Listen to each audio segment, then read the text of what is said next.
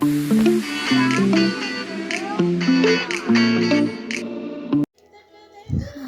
ඔයාලට කොහොමද? මං අද සැලුන් එක ඕපනින් එකට යන්න ලෑස්ති වෙලා. ඕපනින් එක කිව්වට මං යද්දී 11 පහු වෙලා. ඕපනින් එක තියෙන්නේ නම් 9යි ගානට. ඕපනින් එක තමයි. ඒ කියන්නේ මගේ එක්ක ඉන්න හොඳ යාළුවෙක් නංගි කෙනෙක් ඉන්නවා ශෂී කියලා. එයාගේ සැලුන් එක ඕපනින් එක තියෙනවා. අද දවසේ තමයි මාර්තු 21. මං අද යන්නේ. මං ගොඩක් දුරට ලේසියෙන් දාගෙන යන්නේ ඩෙනිමක් දාලා ටී-ෂර්ට් එකක් දාගෙන යන්නේ. කොහේ හරි යන්න ගත්තම ඒක හරිම පහසුයි. පහසු නිසා ඉතින් ඒ වුණාට මට අද හිතුණා ෆ්‍රොක් එකක් අඳින්න. මේ ෆ්‍රොක් එක ගැන කියනවා නම් මේ ෆ්‍රොක් එක අපේ අක්කගේ. ඔයාලා දන්න සමහරක් අය මම දැන් වීඩියෝ එක බලද්දි මගේ යාළුවෝ එහෙමනම් දන්නවා මේක කාගේද කියලා. ඉතින් කොහොමද දැක්ක ගමන් දන්නවා අක්කගේ ෆ්‍රොක් එකක් කියලා. සැලුන් එකට යන්න මම ඉතින් චූටි මේකප් එකක් දානවා. මම මේකප් දාන්න ලොකුවට දන්නේ නැහැ.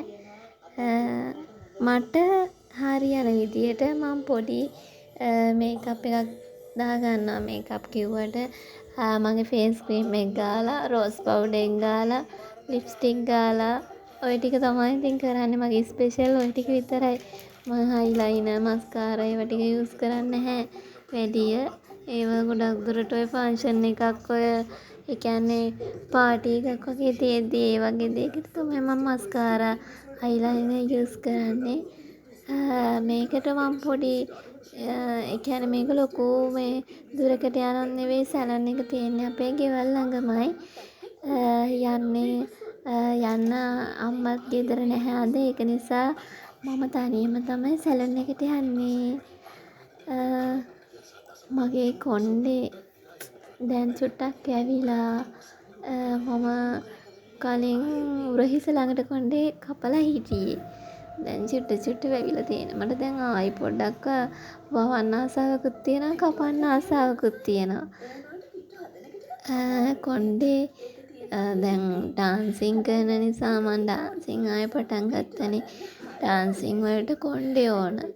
ඒක නිසා දැන් කොණ්ඩේ වවන්නත් වෙලා තියෙන්නේ. නැත්නම් මම කපන්න ආසාවක් තියෙනවා. ආයි ආසයි උරහිස ළඟට කපන්න. කීප දෙනෙක් කැමති නැහැ මම කොණ්ඩේ කපනවට. නම්මනම් කියනවා. ඒ වුණාට මම හරි ආසයි මේ නිදහස් කොණ්ඩේ කොටට කැපුවම හරිම නිදහස්. ඒක මම ඒ නිදහසට මාර ආසයි. ඒ වුණාට ඉතින් කොණ්ඩෙත් තියෙන්න ඕනේ නේද චුට්ටක්. මම කොණ්ඩේ නිතරම කපන කෙනෙක් මගේ ඒ කියන්නේ මං හෙයා කට් එක දාන්නෙත් මම්මයි.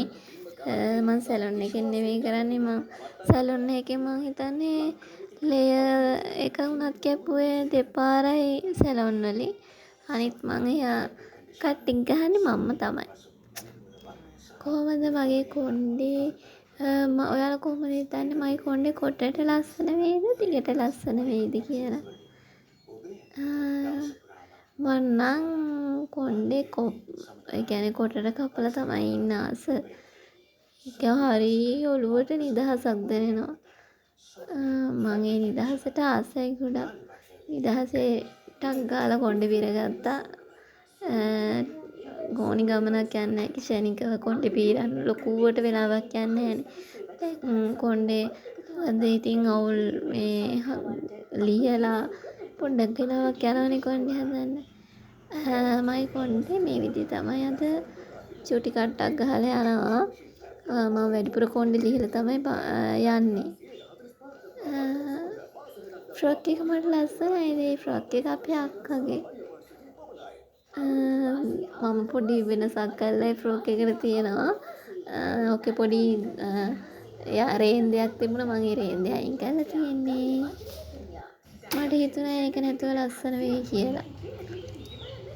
දැන් මං සැලුන් එකට යන්න එළියට බැස්සේ. සැලුන් එකට ගිහිල්ලා චූටි වෙලාවක් ඉඳලා මට තව චූටි වැඩ වගේක් තියෙනවා. යාළුවෙක් අපේ ගෙදරින් ඉන්නවා. එයාවත් අරගෙන එන්න මගට යන්න ඕනි. සැලොන් එකට ගිහිල්ලා යාළුවත් එක්ක ගෙදර ඇවිල්ලා මම පොඩි වීඩියෝ ටිකක් ගන්න ඉන්නවා. ඒ ටිකට ගන්න පුළුවන් වෙයිද කියලා බලන්න ඕනේ. ඉතින් ටයිම් එකත් එක්ක මේ දවල්ට එළියට බහිනවා කියන්නේ හරිම අපහසු දෙයක්. සැලොන් එකට යන්න ලොකු දුරක් නැහැ, චූටි දුරයි අපේ ගෙවල් ළඟ ඉඳන්. මේ තමයි සැලොන් එක. අපේ ශෂී අක්කගේ සැලොන් එක. මේ ඉන්නේ එයාගේ චූටි බබාලා දෙන්න. හරිම කියූට් අනේ දෙන්න. එහෙනම් තව වීඩියෝ එකකින් හමු වෙනකන් ඔයාලා පරිස්සමෙන් ඉන්න. බුදු සරණයි, දෙවි පිහිටයි.